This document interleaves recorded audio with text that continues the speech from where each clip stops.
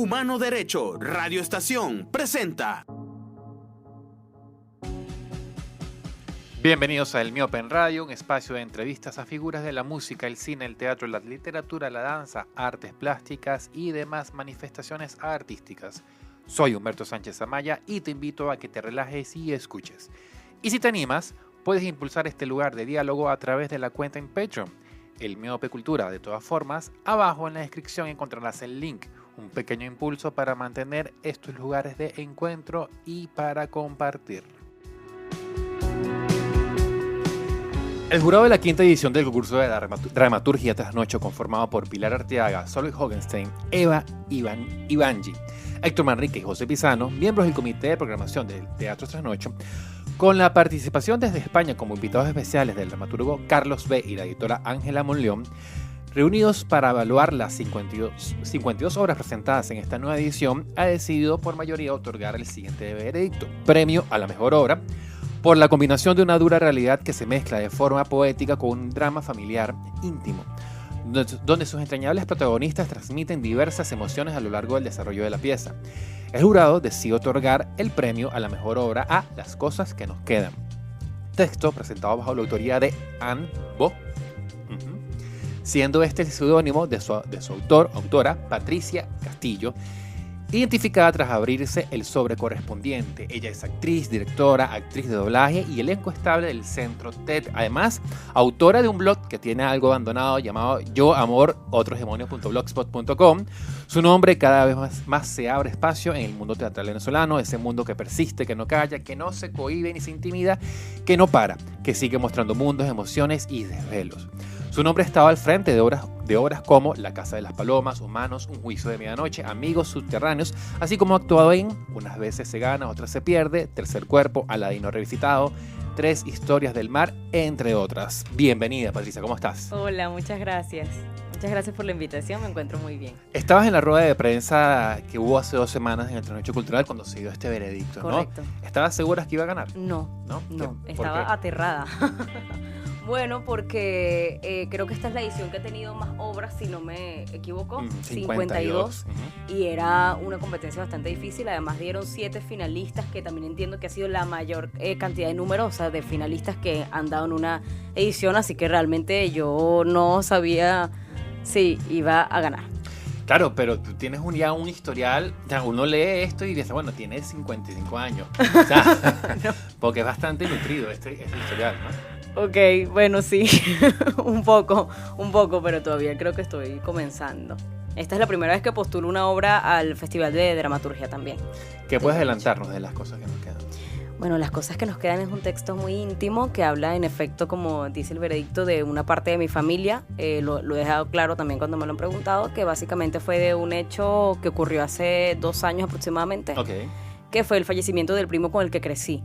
Y que, bueno, alrededor de su muerte sucedieron también otras cosas. Pude como analizar muy bien mi familia, verla desde afuera. Creo que es algo que hace mucho la gente que hace arte. Siempre vamos viendo como el contexto para poder generar contenido de ahí de alguna manera. Y a mí me gusta mucho trabajar con el drama familiar. En La Casa de las Palomas también es un drama familiar. Siempre me he inclinado por eso, seguramente por mis orígenes con mi familia.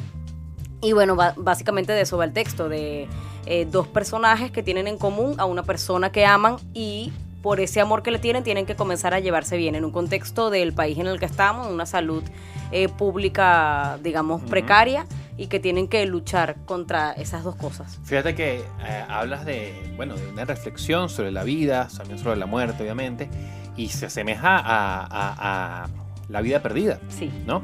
Que el año pasado estuvo como Antonio Deli y Yuma, ¿no? Como cabezas, ¿no? Guillermo Díaz Yuma. Y haces también una reflexión esa vez, pero desde el punto de vista de un autor, de un director, ¿no? No solamente una reflexión sobre la vida, sino también una reflexión sobre el gremio, sobre el quehacer artístico, en este caso el teatral. Son temas de tu interés. Me gustaría saber qué tan claro tienes ese nivel de exploración. ¿Y qué reflexionas tú también al respecto? Sí, completamente. Hay un interés mío por lo familiar también, y también por la muerte, lo mencionaste excelentemente. O más que la muerte, por la vida. cuando pensamos en la vida Ok. no podemos dejar de pensar en, En la muerte. en la muerte. Y cuando en ese momento el TED iba a cumplir 50 años Ujú. y Yuma me pide, bueno, escribí algo, haz algo, yo dije, bueno, que esto debería ser una oda al oficio, pero también que pudiéramos verlo con ojo crítico. Entonces empiezo a escribir esta pieza en el que empecé a pensar también, Yuma había estado pasando por unos problemas de De salud. claro.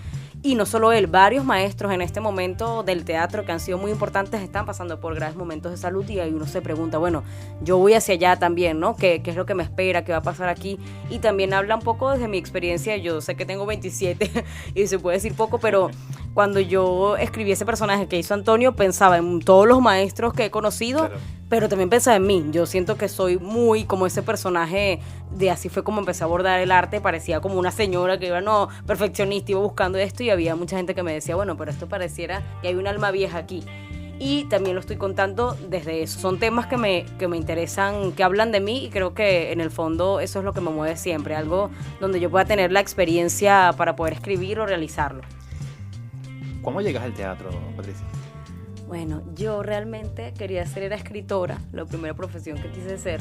Y Escritora de novelas, de realmente narrativa. no, porque mi familia realmente no iba al teatro. Yo Ok. no sabía lo que era el teatro más que por las películas, o sea, como cuando representaban una obra de teatro, hasta que cuando tenía 12 años en el liceo, en primer año, había unas audiciones y acompañé a una amiga a apoyarla, pues porque realmente siempre he tenido buena memoria, me gusta leer, entonces ella dijo, bueno, tú te puedes aprender esto y hacerlo conmigo para audicionar. Lo hicimos y ella no quedó, quedé yo. Entonces, bueno, fue muy raro. Fue la primera vez que yo le expliqué a ellos, miren, yo no sé nada de esto, no entiendo. Eso de teatro en el liceo. Sí. Y bueno, nada, quedé allí, la profesora me dijo, bueno, te invito a que descubras qué puedes encontrar acá. Y a partir de ahí, cuando empecé, o sea, fue el primer día del ensayo, dije, esto me gusta. Y lo decidí, o sea, luego en quinto año yo estaba segura que yo quería estudiar teatro de alguna manera, me postulé en UNEARTE, quedé. Y en paralelo al primer año entré en el TED. Digamos que ese es como mi Eso ahora sí, recorrido. hace que hace 10 o 11 años, acaso, Sí, ¿no? sí, más o menos, porque entré en el TED a los 17. Ok, ¿y en qué liceo fue ese? El San Agustín. Ok, ¿y qué obra fue? La que audicioné, con la que audicioné fue un texto de Indira Páez. Imagínate.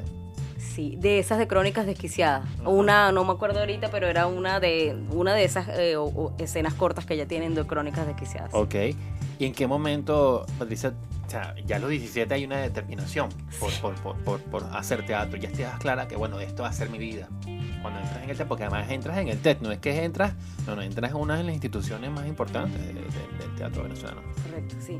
Sí, digamos que estuve con ellos haciendo teatro intercolegial, participábamos en el FILA, no sé si lo recuerdas, un festival intercolegial de teatro que estaba a cargo Juan Zucchi, si no me equivoco.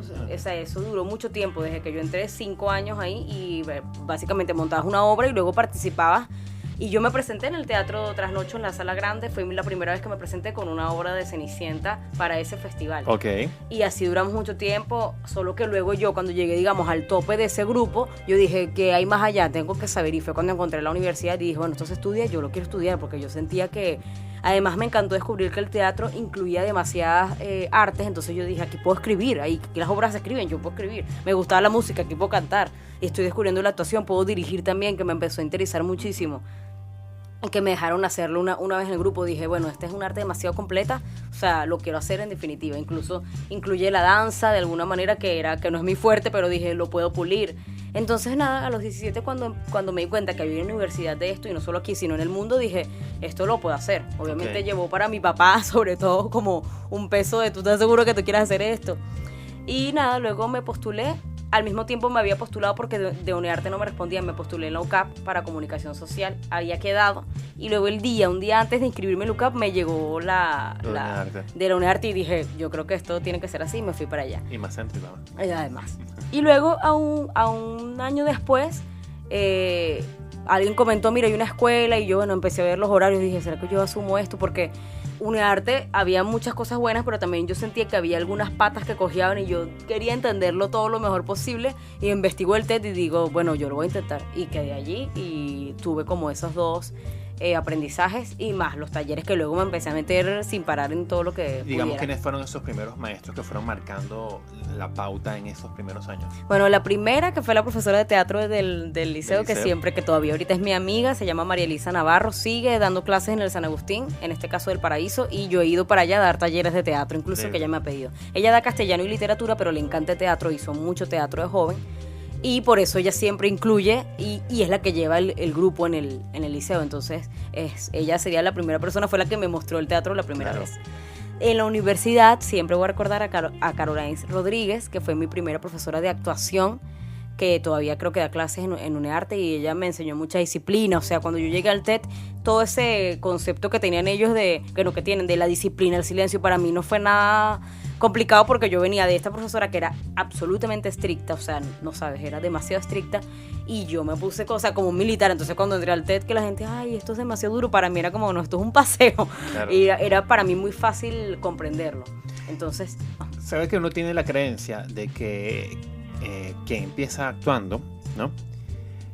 Vive una carrera como en la actuación, y no todos dan el paso a la dirección, o duran un buen tiempo para dar el salto, y prácticamente tú no esperaste mucho, ¿no? No. O sea, y lo que quiero saber es tu noción del tiempo, la reflexión que haces del tiempo. Me da la impresión de que eres una persona metódica con respecto al tiempo, es decir, el tiempo no hay que perderse y hay que aprovecharlo al máximo. Me gustaría escucharte al respecto. Sí, completamente. Mencionaste algo importante de la dirección, porque realmente cuando yo entré en UNEARTE me quería postular era por dirección, no por actuación, porque dije, bueno, sentía que tenía más herramientas para dirigir que actuar. No soy realmente, todavía tengo esa duda si soy buena actriz o no. Okay. En cambio, para dirigir creo que lo comprendo más, la dificultad. Sí, cuando llega la dificultad la abordo más sencillo, y además el oficio del actor me parece dificilísimo, ¿no? Claro. Y cuando estuve allí, un profesor me recomendó, ¿tú quieres ser directora? Entonces entra por actuación aquí, porque vas a tener más herramientas para dirigir, al menos aquí en UNEARTE, desde esa rama, que de dirección, porque se ponen muy teóricos. Entonces yo de una dije, voy a conocer la herramienta con la que voy a trabajar, que es el actor. Claro. Y me metí por actuación. Pero realmente siempre lo que fui aprendiendo durante todo ese tiempo, incluso en el TED, y Yuma siempre estuvo claro, me instó a que aprendiera de dirección desde la actuación, y me pareció, y siempre recomiendo eso. Quizás no vas a ser actriz o actor, pero vas a tener muchísimas herramientas.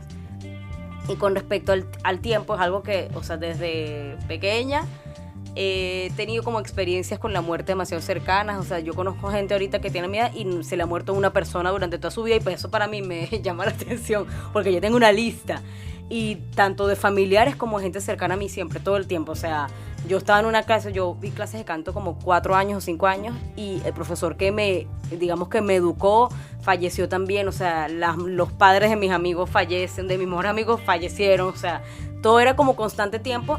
Eso, y una vez recuerdo varios amigos del liceo, esto es en serio, cuando yo estaba en 4º año, 2 compañeros compañeros míos, uno del salón y otro que era el novio de una amiga, fallecieron el mismo año, y ambos yo los conocí. Entonces eso siempre empezó como a mí, como, Dios mío, otra vez esto, ¿no? Y muy jóvenes además.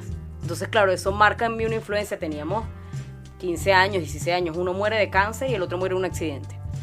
Entonces, yo recuerdo que un día el cura, el San Agustín es un colegio, bueno, religioso, dijo, ¿qué estamos aprendiendo aquí ustedes jóvenes de estas pérdidas?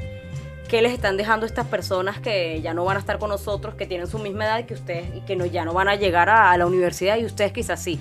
Entonces, ¿qué es lo que están haciendo con ese tiempo? Y eso me marcó demasiado, y empecé a investigar sobre eso, a aprender sobre eso, y a intentar valorar mi tiempo aquí, y que realmente es efímero. Y leo mucho sobre eso, me interesa mucho ese tema, pero creo que hay una influencia muy personal de la vida y lo que me ha dejado. Y mi papá, que es una persona también muy culta, siempre me ha empujado que valore el tiempo y que haga las cosas, pues, porque estamos aquí hoy y no sabemos si mañana. Entonces, bueno, creo que vamos. ¿Cómo se llama tu papá? Mi papá se llama David. David Castillo. Sí, David Castillo. Otra gran influencia para ti. Sí, completamente. Él fue el que me compró mi primer libro, o sea, el que siempre ha estado... Mi mamá, ojo, yo me llevo excelentemente bien con mis padres. Mi papá para mí es como la parte intelectual, el que siempre es más frío, ¿no?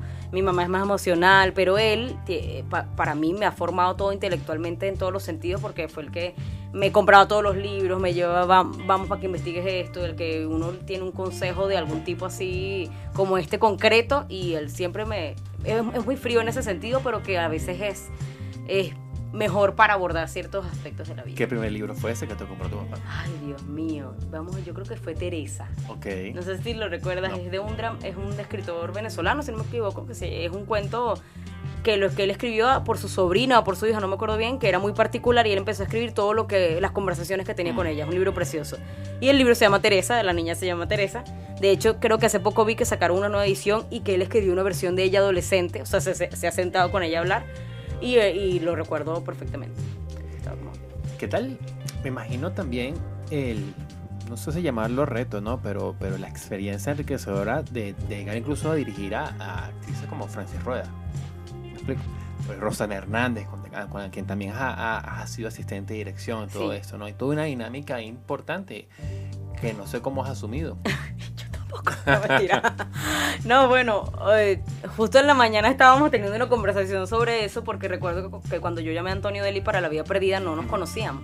O sea, nos habíamos visto por allí, él es Antonio Deli, pero realmente, exacto, yo lo conocía a él, claro. Pero él no me conocía, y alguien me dijo, no, pero invítale, y yo, pero yo no conozco o sea, ¿qué podría haber para que él pudiera decir que sí así, claro, de entrada, ¿no?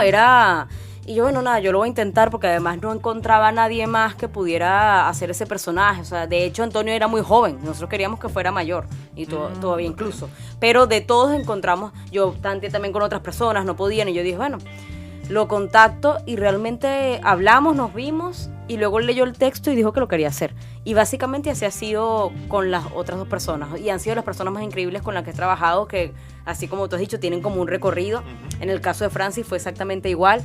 O sea, yo quería una mamá, obviamente yo conozco a Francis Rueda, ella no me conocía, pero recordé que ella vio Tercer Cuerpo, dirigida por Heiser Ruiz, de Claudio Trocachir, que la mencionaste, y ella le encantó, y recuerdo que cuando salimos ella me abrazó y me dijo gran trabajo. Entonces yo dije, bueno, vamos a ver si a partir de aquí esto pudiera. Entonces yo la contacté, me dijo que se acordaba de mí, yo le dije que yo dirigía, que iba a postularme al Festival de Jóvenes Directores y si lo quería hacer, y ella estaba encantada porque me dijo, quiero trabajar con gente joven, sí, vamos a hacerlo, y fue una maravilla, de verdad. Antonio y Francis, no hay nada. Hay gente que me ha preguntado cómo ha sido dirigir a estos monstruos, y yo, ellos están preparados para hacer teatro de verdad, porque nunca se termina el trabajo, y ellos lo saben. O sea, ellos dirán, Francis dice, tendré mucho tiempo en esto, pero estoy preparada para aprender ahorita desde cero, y Antonio es igual. Y en el caso de Rosana fue algo parecido. Yo admiro demasiado el trabajo de Deus Ex Machina, a los tres.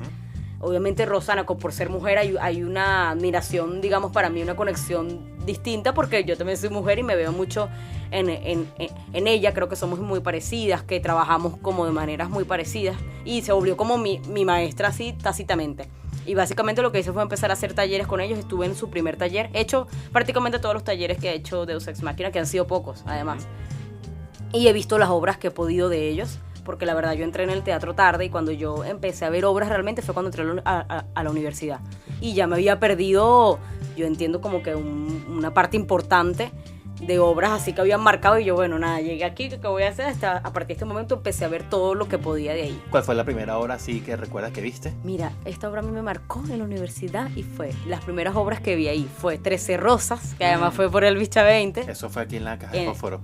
Yo la vi en Rajatabla, porque la vi en el Festival de Teatro. Fue 2013, 14, sí, por ahí. Por ahí yo, wow, ese fue mi primer festival. Obra, vi Piel Mercurio. Eso no la vi.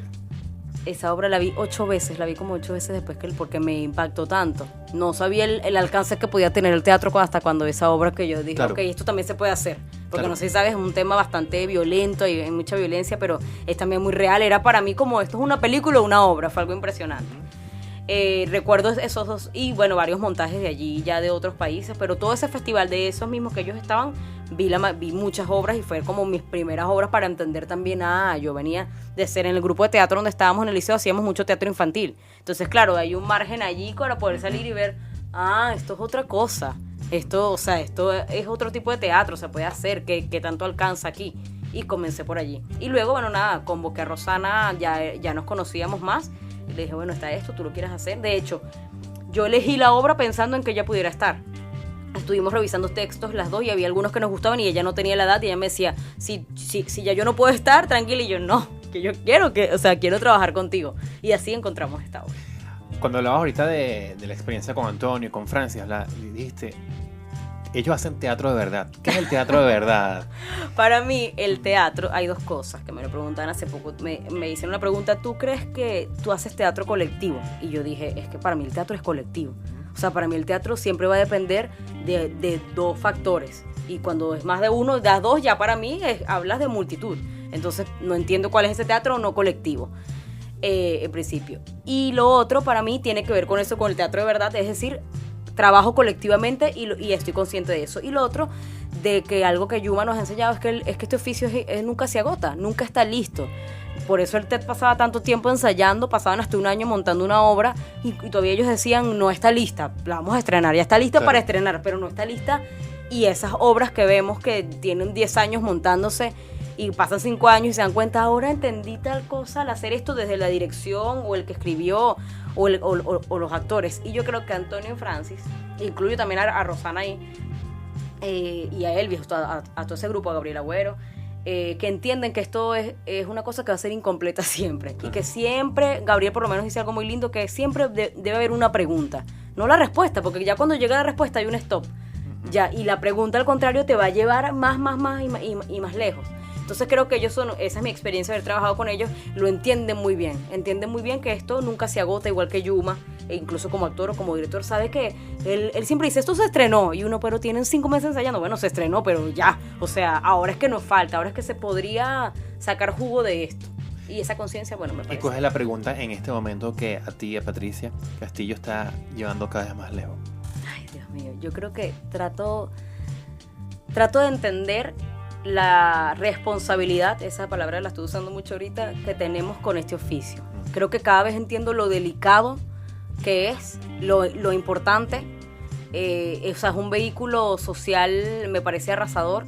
Y ahorita que estoy trabajando en cine, que ha sido una maravilla, ha sido otro universo, pero es muy loco porque mientras más estoy en el cine, más comprendo el poder del teatro en muchas cosas. O sea, mientras más estoy detrás de la cámara y veo todo lo que se puede construir, que también es hermosísimo, pienso en el teatro y digo lo imposible de derrocar que va a ser siempre, porque es una cosa efímera, que está ahí, que se trabaja tanto para una cosa que va a ocurrir solo una vez, incluso aunque tengas una temporada, siempre sabes que esa función va a ser. Entonces, cada vez yo diría que la pregunta es cuál es mi responsabilidad ahora con este oficio, que cada vez lo entiendo más, creo, y qué voy a hacer yo con ese poder, ¿no? Que voy a contar desde ahí, con responsabilidad. Hay todo un misterio en el teatro, ¿no? Porque uno puede ver una obra y uno no sabe si la va a volver a ver en la vida. Si no la viste, te lo perdiste. Te lo perdiste. Para exactamente. siempre. Hay uno... Yo me acuerdo que yo llegué a ver obras en el Festival Internacional de Teatro cuando lo organizaba Carmen Ramírez, 2013, y obras que yo no sé si las volveré a ver en mi vida. Completamente.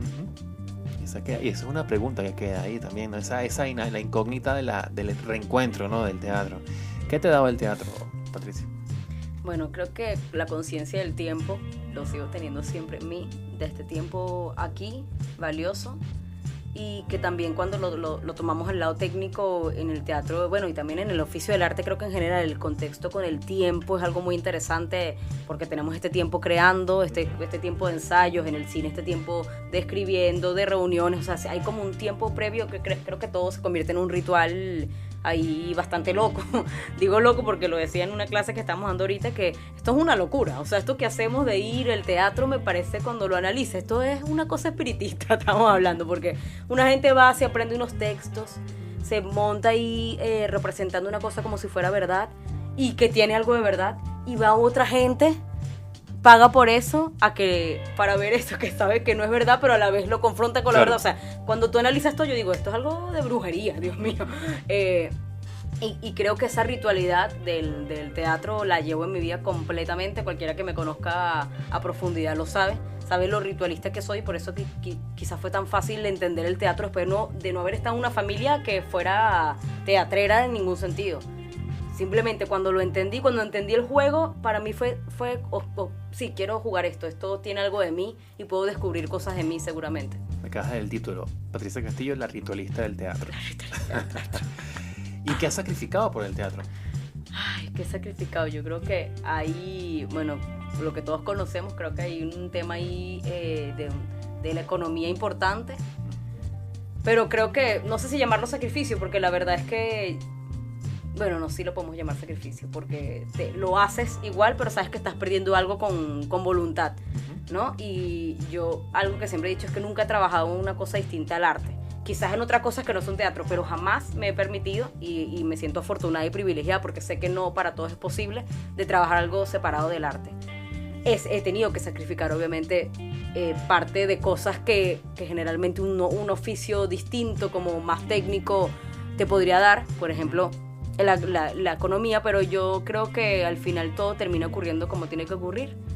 Yo he sido entregada a esto, o sea, totalmente, todavía lo soy demasiado fiel a esto, creo que soy yo, y que cuando me he alejado de eso, algo me ha hecho en falta, creo que jamás podría dejarlo, y ese sacrificio con el tiempo termina dando frutos.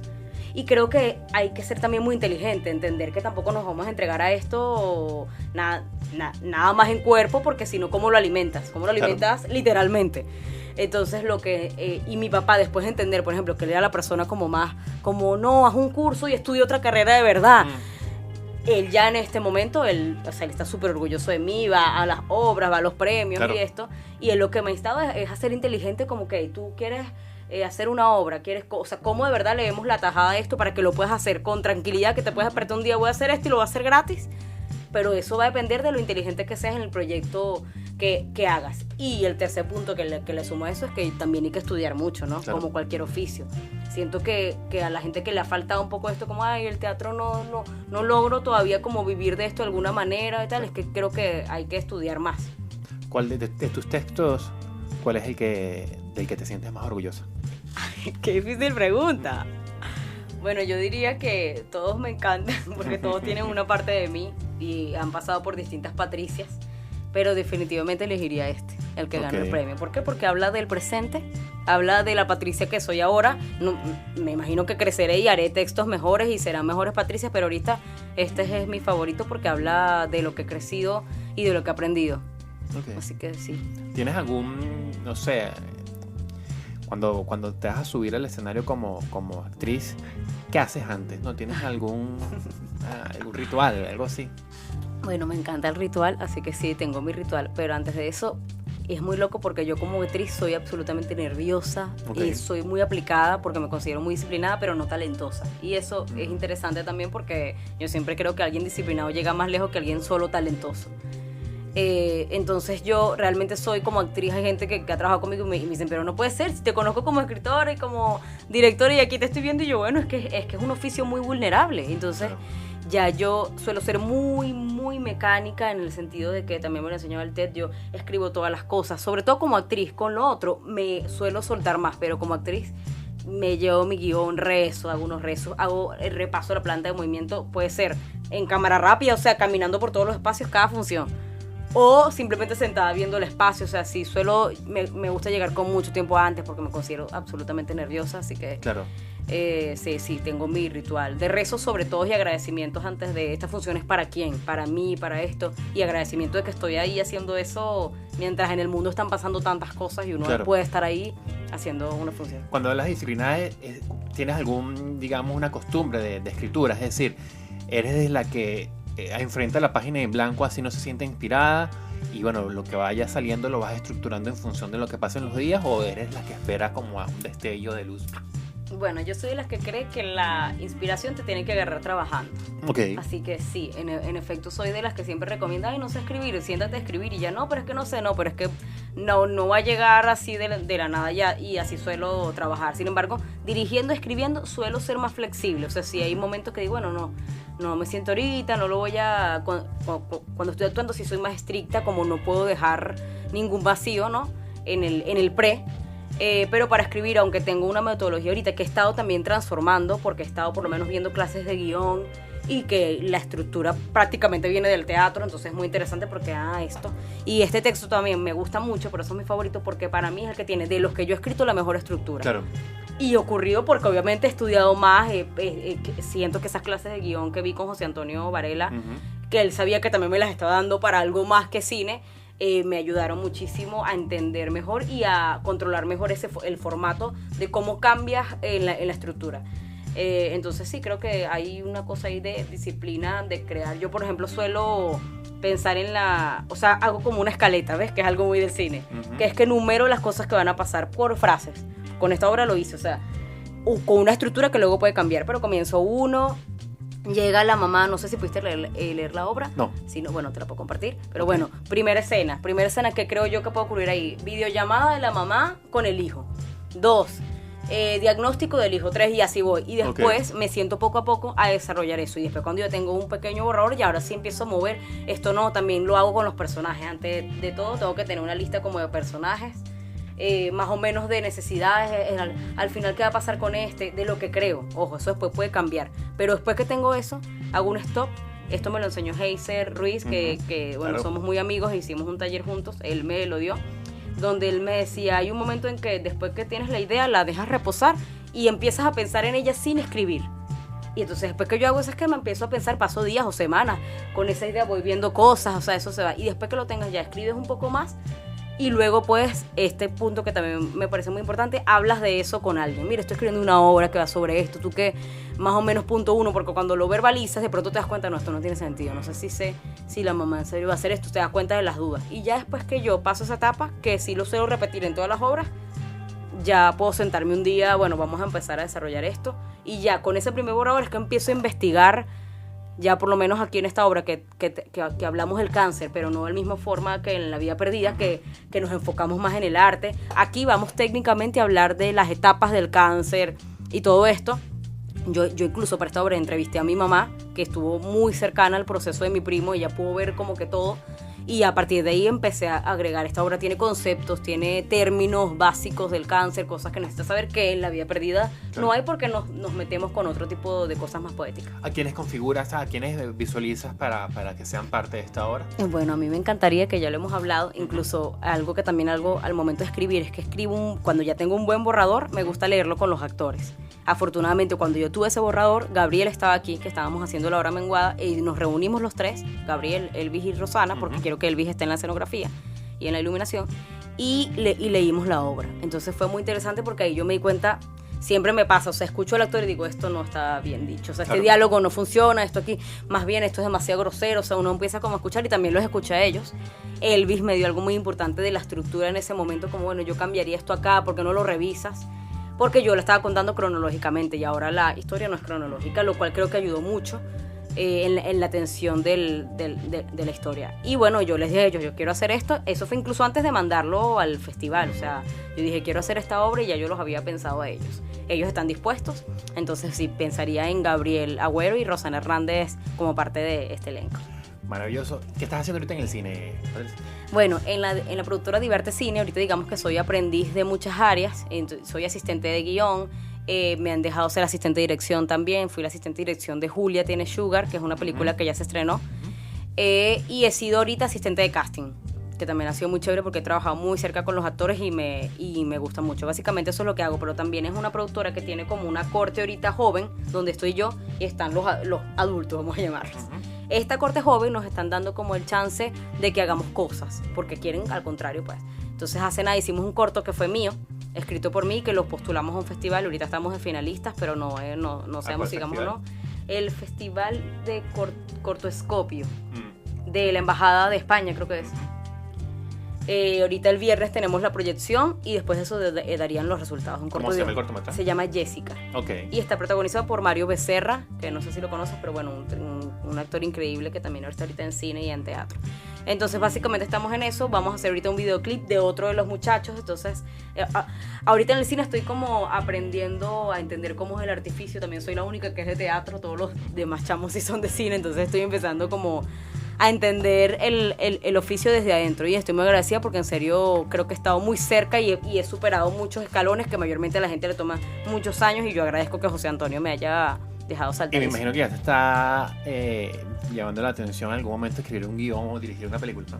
Sí, claro. De hecho es lo que están preparándome. Nos gustaría, porque soy de las pocas que dirige teatro, claro. Pero entonces me están formando para, pues sí, ojalá dirigir pronto una película.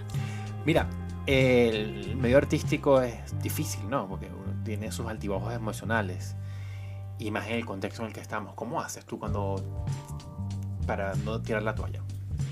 Gran pregunta, para no tirar la toalla. Bueno, a mí me gusta trabajar con la situación. De hecho, así trabajamos los artistas. Tampoco es que me voy a deprimir así para escribir algo, pero hay en la obra que hacía Rosana con Elvis, de Unas veces se gana, otras veces se pierde, había un texto muy importante que lo decían el papá de Penalete, que era, nos quedamos con el dolor o hacemos algo con él. eso, o sea, esa frase me di cuenta que yo siempre la he aplicado y que conocerla me pareció hermosísimo y básicamente por eso escribí esta obra. O sea, esta obra la escribo porque todavía hay un luto ahí muy, muy importante para mí, de mi familia también. Y apenas ocurrió, yo dije, yo tengo que hacer algo con esto, porque si no, nunca voy a poder soltarlo Claro. ni convivir con este hecho. Y es mi, digamos que desde mi trabajo puedo hacerlo, afortunadamente. Entonces, básicamente, cuando siento ganas de tirar la toalla, que es normal, como, bueno, ¿qué estoy haciendo? Sí, voy a seguir con esto, es posible hacerlo aquí, porque eso es lo otro. También te puedes plantear, lo hago, pero no lo hago aquí. Pero claro. hay una cosa de responsabilidad mía que lo quiero hacer aquí.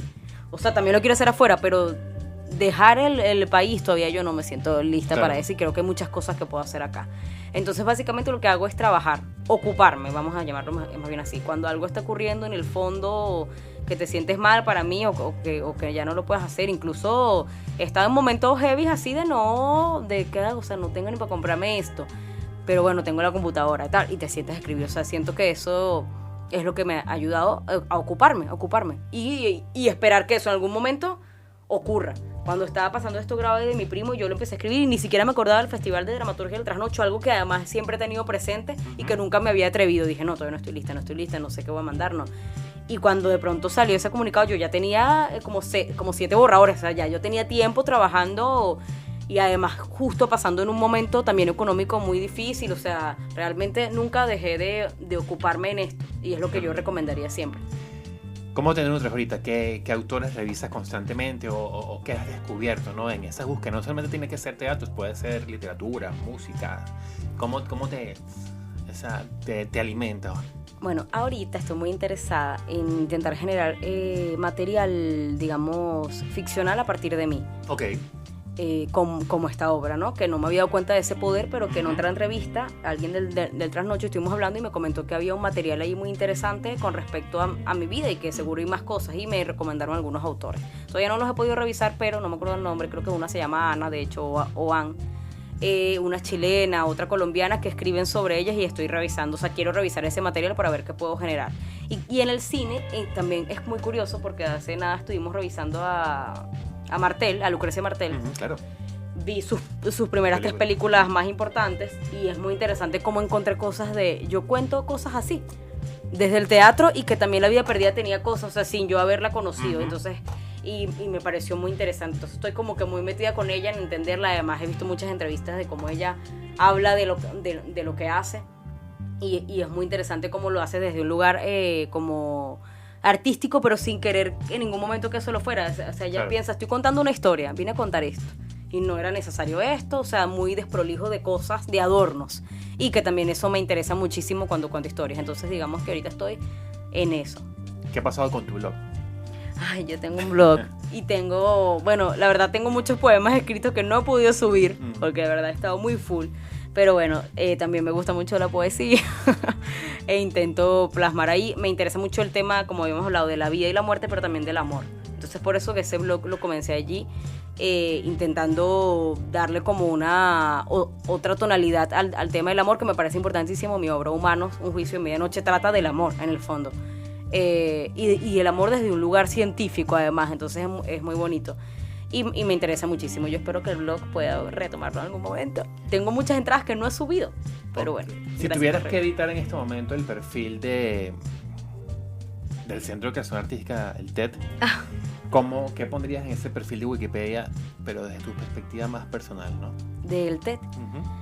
Bueno, yo no he leído el perfil de Wikipedia del TED, pero no sé si está, pero yo agregaría que este es un centro de formación para la vida del artista, el que quiera vivir del arte. ¿Por qué? Porque es una formación muy completa en muchos sentidos, que no solo son para hacer teatro, sino para la vida. O sea, yo siempre dice, tú puedes entrar aquí y no te estamos formando para ser actor. De hecho, es muy probable que no salgas siendo actor de aquí, pero que igual tengas experiencias para decidirte en cosas en tu vida. Hay gente que ha entrado ahí y luego sale y se dio cuenta que no van a ser actor, pero van a hacer otra cosa y dicen, eso fue gracias al TED, o al revés, ¿no? Entonces yo agregaría ahí, que no estoy segura si está eso, de que es un taller de formación, una casa cultural de formación que sirve para la vida totalmente. ¿Y qué escribirías en tu perfil de Wikipedia? Wow. Yo creo que escribiría que soy una chica interesada en hacer cultura en este país y que está abierta a descubrir todas las maneras posibles de hacerlo con la responsabilidad social que la cultura amerita. ¿Tus coordenadas, Patricia? Bueno, mi Instagram es Patti A. Castillo, Patti con doble T e Y. Eso es, digamos, lo único que tengo, así que los espero por allá. Buenísimo. Gracias. Muchas gracias. Muchas gracias a ti.